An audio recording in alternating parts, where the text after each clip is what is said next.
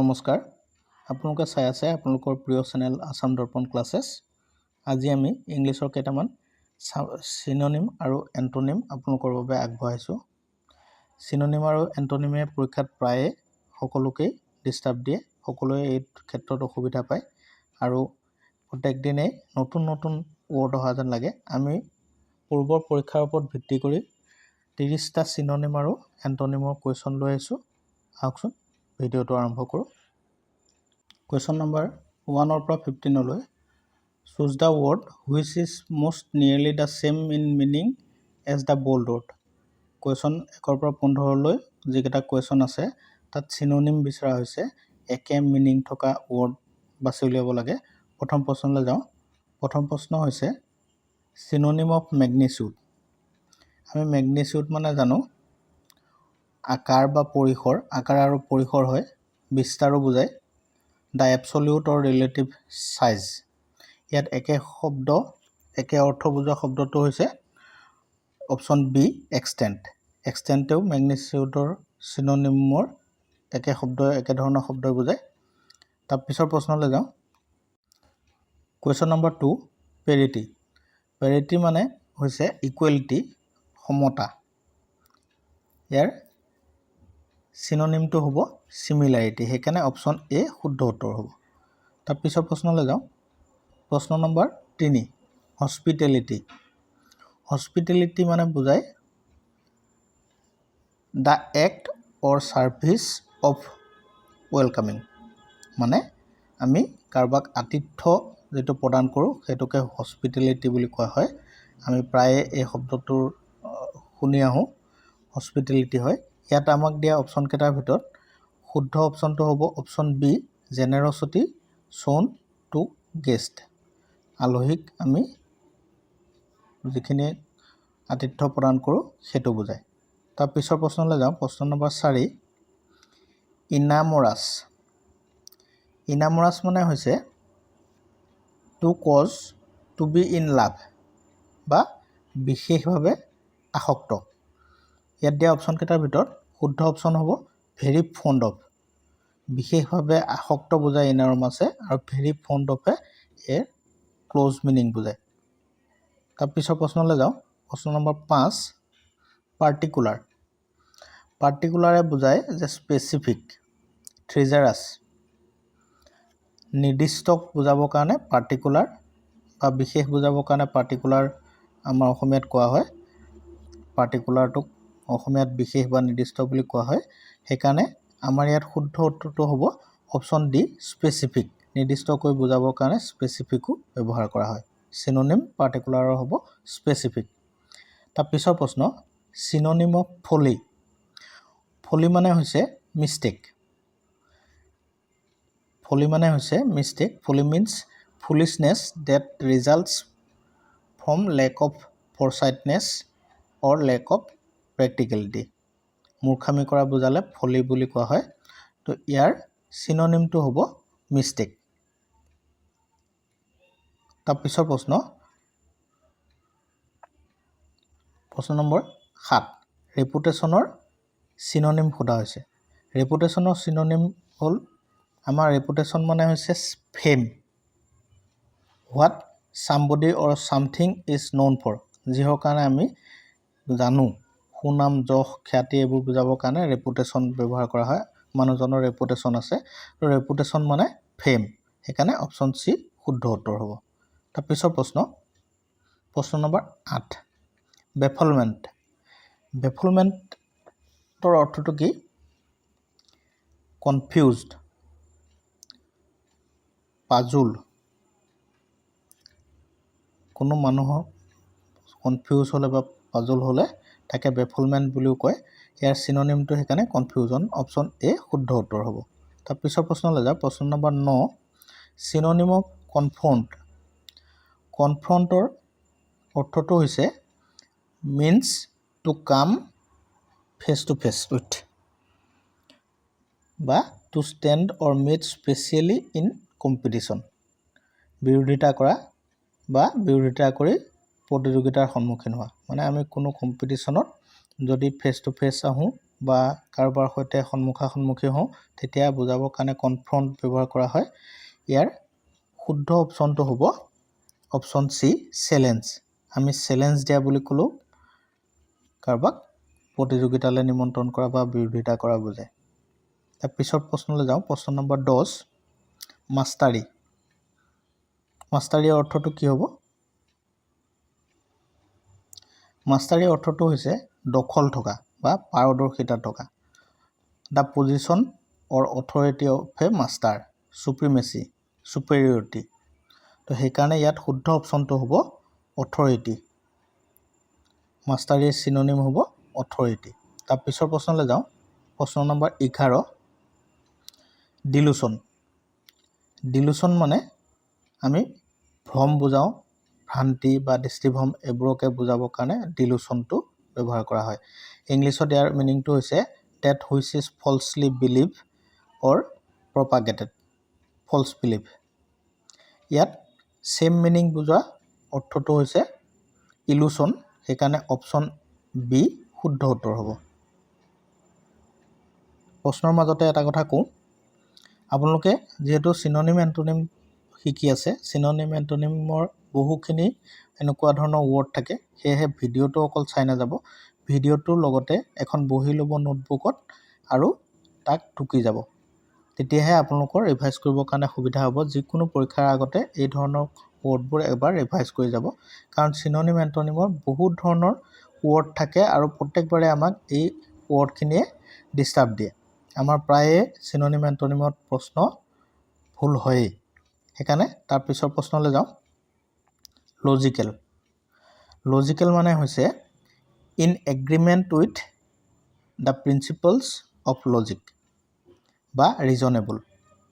মানে যুক্তিপূৰ্ণ বা যুক্তি থকা, গ্ৰহণযোগ্য যুক্তি থকা এই ধৰণৰ মিনিং বুজায় লজিকেলে। ইয়াৰ চিননিমটো হ'ব rational.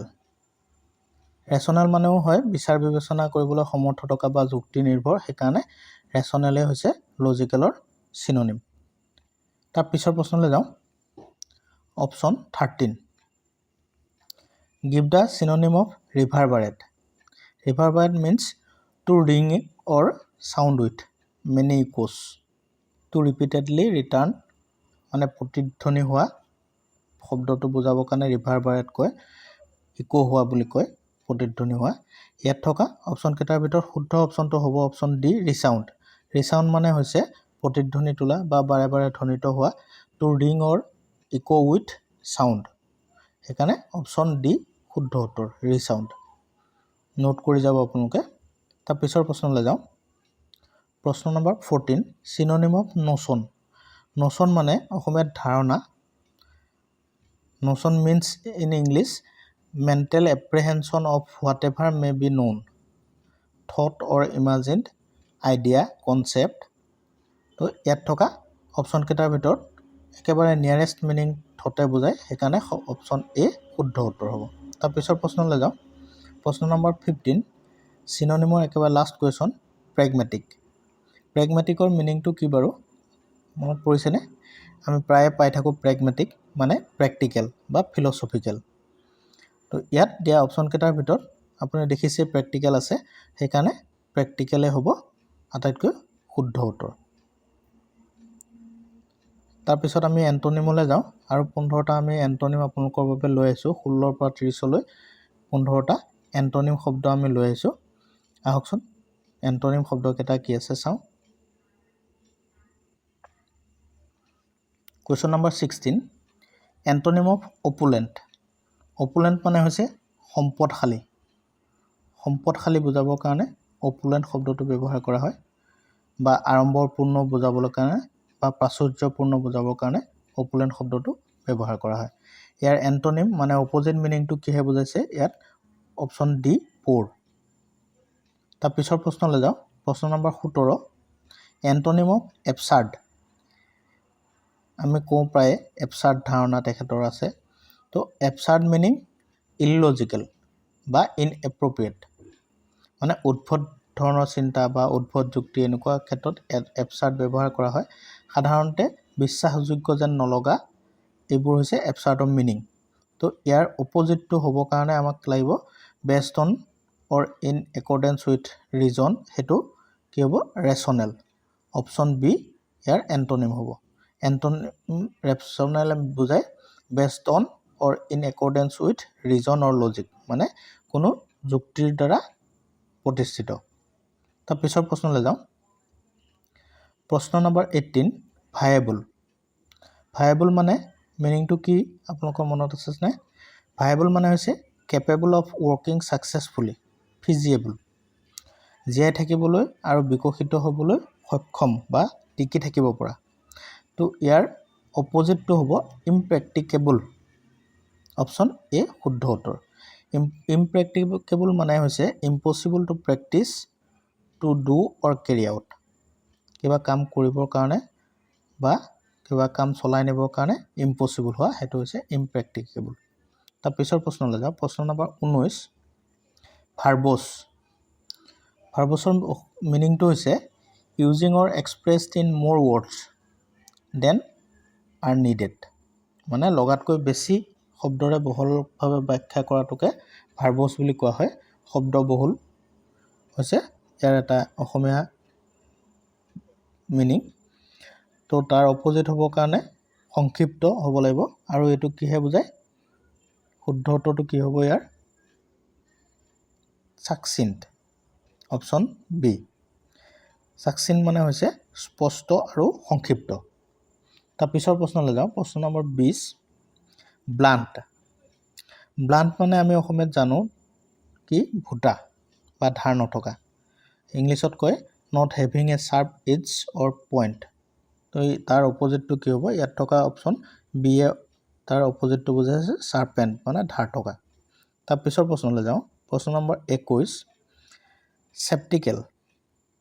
চেপ্টিকেল means not easily convinced, having doubts or reservations, মানে যি সহজতে পতিয়ন নাযায় বা সংশয়ী বা সন্দিগ্ধ বুলি কয়। তো এইটোক চেপ্টিকেল বুলি কয়। ইয়াৰ অপজিটটো ইয়াত কি হ'ব? এবাৰ চাওক অপশ্যন কেইটাৰ ভিতৰত কোনকেইটাই শুদ্ধ উত্তৰ বুজাইছে। ইয়াৰ অপজিটটো হ'ব কনভিন্সড, অপশ্যন বি। কনভিন্সড মানে ইংলিছত হৈছে completely certain about the future, পতিয়ন যোৱা বা সঁচা বুলি মানি লোৱা। তাৰ পিছৰ প্ৰশ্নলৈ যাওঁ। প্ৰশ্ন নম্বৰ 22 কুইৰ। ইয়াৰ ইংলিছ মিনিংছটো হৈছে ষ্ট্ৰেঞ্জ বা অড, আচহুৱা বা অদ্ভুত বুজাবৰ কাৰণে কুইৰ শব্দটো ব্যৱহাৰ কৰা হয়। তো ইয়াৰ অপজিটটো এণ্টনিম হ'ব অৰ্ডিনাৰী, সাধাৰণ বা নৰ্মেল। গতানুগতিকভাৱে চলি থকা বুজাবৰ কাৰণে আমি অৰ্ডিনাৰী শব্দটো ব্যৱহাৰ কৰোঁ। কুইৰৰ ইয়াত দিয়া অপশ্যন কেইটাৰ ভিতৰত শুদ্ধ অপশ্যন হ'ব অৰ্ডিনাৰী। তাৰ পিছৰ প্ৰশ্নলৈ যাওঁ। প্ৰশ্ন নম্বৰ 23 congruous. Congruous means in agreement or harmony, একে গঠনৰ বা সাদৃশ্যৰ বা সদৃশ বৈচিত্ৰৰ, সেইটো বুজাবৰ কাৰণে কংগ্ৰুৱাছ ব্যৱহাৰ কৰা হয়। আৰু তাৰ এণ্টনিমটো ইয়াত দিয়া অপশ্যন কেইটাৰ ভিতৰত হ'ব inconsistent, option C. Option C হ'ব ইয়াৰ এণ্টনিম।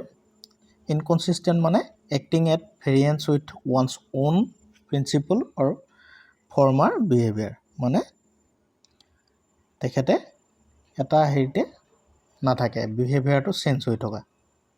তাৰ পিছৰ প্ৰশ্নলৈ যাওঁ। প্ৰশ্ন নম্বৰ 24 antonym of compassion. Compassion means sympathetic pity and concern for the sufferings, মানে সহানুভূতিশীল, সহানুভূতিক বুজাবৰ কাৰণে কম্পেশ্যন ব্যৱহাৰ কৰা হয়। আৰু ইয়াৰ অপজিটটো কি হ'ব? যাৰ সহানুভূতি নাই, মানে অনুভূতিহীনতা। তো শুদ্ধ উত্তৰটো হ'ব কেলাছনেছ। কেলাছনেছে এটা কথাই বুজায় যে ইনচেনজিটিভ অৰ এণ্ড ক্ৰুৱেল ডিছৰিগাৰ্ড ফৰ আদাৰ্ছ, কাৰোবাৰ প্ৰতি বেয়া ভাৱ, হিংসুক ভাৱ থকা বা ডিছৰিগাৰ্ড থকাকে কেলাছনেছে বুজায়। তাৰ পিছৰ প্ৰশ্নলৈ যাম। Question number 25 innocuous. Innocuous means not harmful or offensive, মানে নিৰীহ বা নিমাখিত বুজাবৰ কাৰণে ইনকুৱাছ ব্যৱহাৰ কৰা হয়। তাৰ অপজিটটো হ'ব harmful means causing or likely to cause harm. তাৰ পিছৰ প্ৰশ্নলৈ যাওঁ। প্ৰশ্ন নম্বৰ 26। পাৰ্চুৱেড। পাৰ্চুৱেড মানে হৈছে মানি লোৱা বা মান্তি কৰোৱা, সন্মান কৰোৱা, টু এগ্ৰি টু একচেপ্ট। তাৰ অপজিটটো হ'ব ডিছুৱেড, মানা কৰা বা বাধা দিয়া, ডিটাৰ। সেইকাৰণে অপশ্যন ডি ডিছুৱেড পাৰ্চুৱেডৰ এণ্টনিম হ'ব। তাৰ পিছৰ প্ৰশ্নলৈ যাম। প্ৰশ্ন নম্বৰ 27। Hostile. Hostile means not friendly or aggressive. ইয়াৰ অপজিটটো হ'ব ফ্ৰেণ্ডলি, বন্ধুত্বপূৰ্ণ, আৰু হষ্টাইল হৈছে শত্ৰুতাপূৰ্ণ বা প্ৰতিকূল। তাৰ পিছৰ প্ৰশ্ন নম্বৰ 28। পিউনিটিভ। পিউনিটিভ মানে শাস্তিমূলক, পানিচিং। পিউনিটিভ মিনছ শাস্তিমূলক বা পানিচিং। তাৰ অপজিটটো হ'ব ৰিৱাৰ্ডিং, মানে পুৰস্কাৰ প্ৰদান কৰা বা পুৰস্কৃত কৰা। তাৰ পিছৰ প্ৰশ্নলৈ যাওঁ। তাৰ পিছৰ প্ৰশ্ন নম্বৰ 29। ইউনেনিমিটি। ইউনেনিমিটি মানে হৈছে সৰ্বসন্মত, দ্য ষ্টেট অফ বিং আনএনিমাছ। তো তাৰ এগেইনষ্টত হ'ব ডিছএগ্ৰিমেণ্ট, অপজিট হ'ব ডিছএগ্ৰিমেণ্ট, মানে মতভেদ থকা, মত পাৰ্থক্য থকা, মতানৈক্য থকা। তো শেষৰ প্ৰশ্নলৈ আগবাঢ়োঁ। প্ৰশ্ন নম্বৰ 30। টাৰ্মিনেট। টাৰ্মিনেট কৰা মানে আমি জানো শেষ কৰা, to end something or conclude, অৱসান ঘটোৱা। সেইকাৰণে তাৰ অপজিটটো হ'ব অপশ্যন ডি বিগিন, আৰম্ভ কৰা বা ষ্টাৰ্ট কৰা। ভিডিঅ'টো চাই কেনে পালে, প্ৰশ্নকেইটা কেনেধৰণৰ আছিলে চাই কেনে পালে জনাবলৈ নাপাহৰিব। ভিডিঅ'টো শেষলৈ চোৱাৰ বাবে ধন্যবাদ। যদি ভিডিঅ'টো ভাল পায় লাইক আৰু শ্বেয়াৰ কৰিব। ধন্যবাদ।